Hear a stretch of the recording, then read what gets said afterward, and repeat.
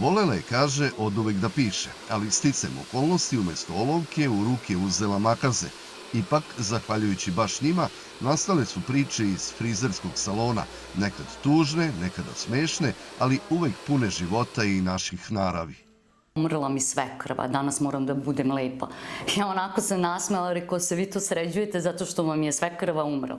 I ona žena, ne, ja sam nju mnogo volela. Počela da plače.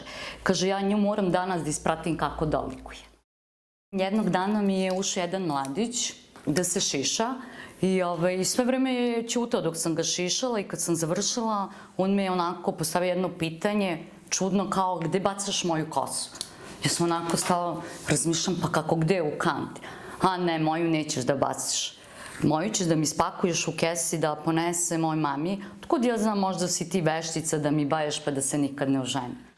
Doživljaje iz svog salona, objavljene u knjizi Doktor za frizure, požarevačka frizerka Dragana Ranđić sakupljala je skoro 2 decenije.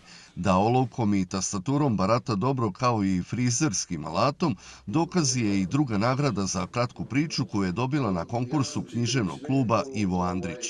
Dodela je bilo Udruženje književnika Srbije i nagrađene priče biće štampane u njihov časopisu Nemiri.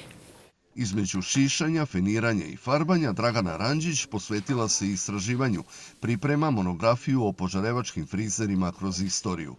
Svakog dana istražujem, čitam i tako da sam na primjer našla koji je šišao kneza Miloša, šišao ga je frizer Toša i prvi frizer Murat koji je radio u bolnici 1836. godine puštao je krv u bolnici i zato je imao platu 100 groša.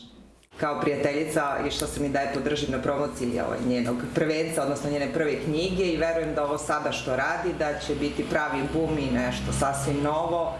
Dragana kaže da je pisanje za nju izazov i uživanje, a u frizerskom salonu sigurno će nastati još novih priča.